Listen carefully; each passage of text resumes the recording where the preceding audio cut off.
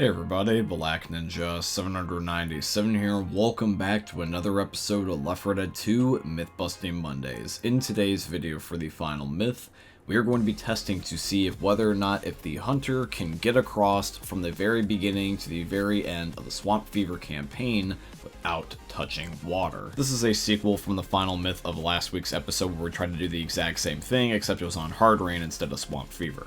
If you guys end up enjoying today's video, please drop a like and leave a comment down below if you guys have a myth of your very own that you would like to have be featured in next week's episode, or also alternatively, you can leave them within my Discord server, which is going to be linked down below in this video's description. With all that being said, guys, I hope you end up enjoying this week's episode of Left 4 Dead 2 Myth Busting Mondays. Myth: will the noise of the chainsaw divert common infected's aggro from active pipe bombs or bile bombs? Alrighty guys, myth number 1 is submitted in by Rigamortem. So the question is the chainsaw going to be a bigger distraction for the zombies in comparison to the special grenades? So we're going to spawn in some common infected now. I'm going to throw a bile bomb, let them go after it, and then once they're distracted, I'm going to just end up using the chainsaw and see if whether or not that this will get their attention. I am also going to be inching closer and closer to see if whether or not it's a range or a distance thing for the chainsaw. And here's something that's interesting, is that whenever I end up getting really close to the zombies, they do this shimmy back and forth thing, where 1 second they're focused on the bile bomb, and then they're focused on me. They go back and forth. So we did test the bile bomb again, just to see if whether or not that the last test was a fluke, and it looks like they're not focused on me this time. They're instead attacking each other because they were hit with a bile bomb. And now we're going to test out the pipe bomb too, just to cover all grounds, so I'm going to end up pulling out the chainsaw, end up revving it up a bit to see if whether or not it distracts them, and it looks like it does not distract them enough before they explode. So the myth is busted. The chainsaw did originally look like there was a chance that it might have distracted them a little bit with that zigzag back and forth thing, but that was just a fluke, and instead they just focus on the grenades. Myth: will the witch chase you from beginning to end in a chapter? Myth 2 is going to be submitted in by the Horror Kid. So Glabersko is going to shoot the witch and run away, and I'm just going to watch him. As you guys can see, we are at the very beginning of Chapter 1 of Hard Rain, and Glabersko is running away while the witch is hot on his tail. So it's going to end up being fast forward here, just so that way the footage is not going to run too long. But as you guys can see, the witch is definitely not letting up. She is going around every single object that is in her way just to get to Glabersko. And to be honest, I'm genuinely surprised on how well Glabersko was able to outrun the witch up until recently, where she finally did catch up to him. But since Glabersko ends up having God mode, the witch cannot kill him, so she's just going to keep chasing him, it looks like. So since that looks like it's going to be the case, I'm just going to keep following them, and the best way to keep track of that is the ridiculous amount of blood splatter that is coming out of Glabersko's back.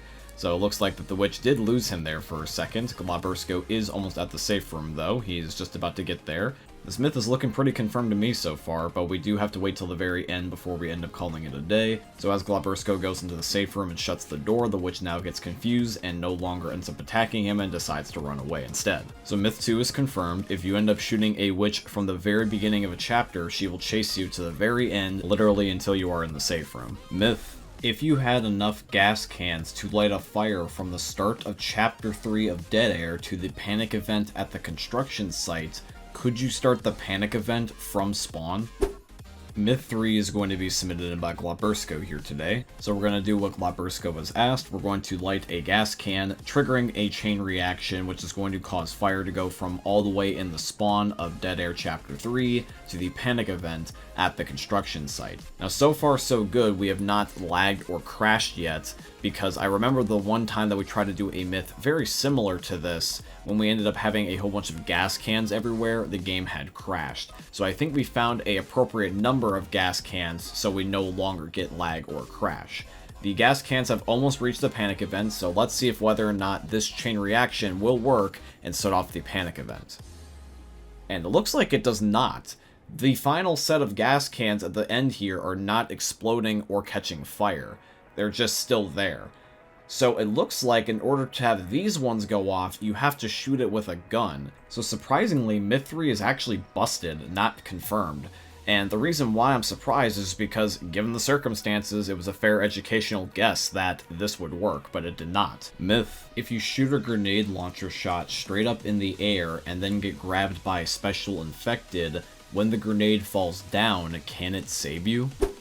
Alrighty guys, myth 4 is submitted in by Literal Idiot. Now when it comes to this myth, I will say this, is that this was extremely difficult to do. This is one of the hardest myths in recent memory. And the reason for that is because the grenade launcher doesn't shoot straight up and then fall straight down. It has an arc to it, so unless you take that into account, the grenade can sometimes just flat out miss. It took us about 30 minutes before we were finally able to get footage of a really good attempt worth showing in the video. And that is going to be this footage right here from Dan. It's hard to describe, so I'm rather just going to show you via Dan's footage. This was about the arc he needed to get with the grenade launcher in order to save himself. You need to aim up, you just can't aim completely straight up, because the grenade, for some weird reason, on its way back down, it ends up falling behind you rather than in front of you or just straight on top of you. Very, very bizarre. But the good news is, though, is that it's consistently like that, so when you get used to it, you can end up replicating this pretty consistently. And the cool thing is that you don't even need to fully kill the special infected for this to work, because the explosion, if it's close enough to the special infected, it will just stun them and get them off of you, which is good because it means you don't have to be perfectly accurate. So yes, the fourth myth is confirmed. If you shoot a grenade launcher shot in the air and then get grabbed or attacked by a special infected, as long as the grenade lands close enough to you guys, it will save you. Alrighty guys, and now it's time for the final myth, and once again it's going to be, can a hunter end up completing the entirety of the Swamp Fever campaign without touching water? So let's do the Don't Touch Water Part 2 challenge and see if it's possible. Myth: can the hunter traverse Swamp Fever without touching water? Alright guys, the last myth is submitted in by Ace of Spades. Now, unlike the Harder Rain campaign, Swamp Fever is going to be the exact opposite, because Swamp Fever has more water towards the beginning rather than the end, because when you get to the plantation house, it's mostly just dry land. Now, Chapter 1 is fine until you get to the very first panic event, and the reason why is because at the very first panic event, there is just so much water that you cannot clear the gap. That is, unless you end up doing this method instead.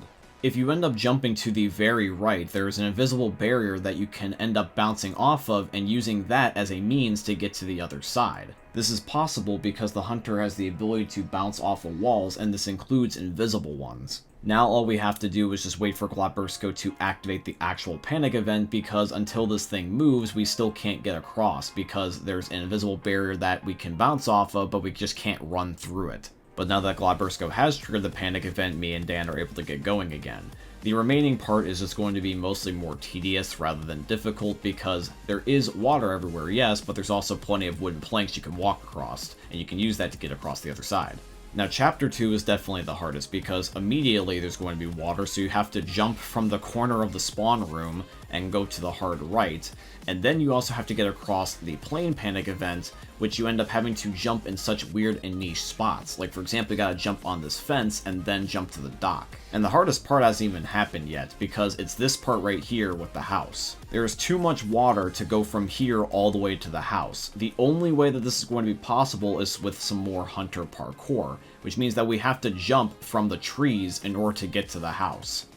Now, because Dan's more used to the controls of the hunter than I am, he's able to end up doing the hunter parkour easier, and he was able to end up bouncing from tree to tree to get across to the house. Here's Dan's POV of what he just did, where he's jumping from tree to tree. This way, if you guys want to replicate this, you can see where he's aiming his cursor. Now, a good thing is that if you are not necessarily as experienced as Dan, and you're more like me, there is another way you can do this. The hunter can actually float on the tree at the very bottom if he's crouching, and you guys can see that I'm not touching the water this way. When Dan comes over to where I am at the tree, I'm just levitating. So while Dan decided to go high, I decided to go low and end up trying this idea instead. So I jumped from one tree to the other, and now I'm really close to the house this time. I think I can make it most likely after one more good attempt, so I'm going to just hug the tree and go all the way around and then jump, and I just barely make it on the top of the roof. Given the fact that that was our first time trying that and we didn't know what we were doing, it was very intimidating, but now we know we have two different ways of getting across. And we're going to need to use one of those two abilities in order to end up getting across this part, because if you just jump straight for the car, you're going to land on the part that's in the water and you're not going to fully make it. So you need to use the trees. So here's Dan's POV again if you want to replicate his method, which is going to end up looking like this. And then if you want to replicate my method, you only need to jump to this first tree,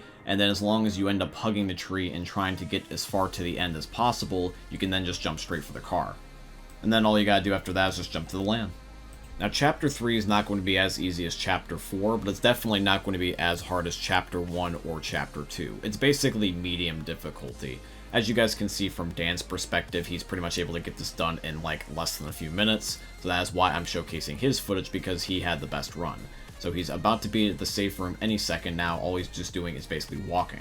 Now here comes Chapter 4. There's water at the very beginning, right as you come out of the safe room, and at the very end where Virgil's boat ends up being. You can put 2 and 2 together and see where this is going. So we're going to head to the plantation house and head over to the docks. And when we go over to the docks, all we got to do is just end up making a giant leap of faith, and boom, we have did it. The final myth is confirmed. You can complete Swamp Fever, just like Hard Rain, from very beginning to very end as the hunter without touching water.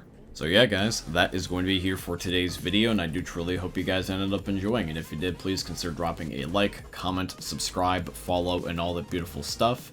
And if you guys have a myth of your very own that you would like to have be featured in next week's episode, please leave them here in the comments down below. Or also, alternatively, you can leave them within my Discord server, which is going to be linked down below in this video's description.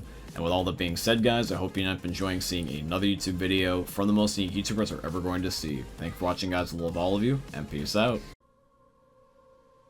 Hey, meme lords, Jesus here. And you better have enjoyed that video there by the eternal god Daddy Ninja. You should probably subscribe too, or the mighty Moab will come for your balls. If you enjoyed the video, you might like it too. And give me the memes.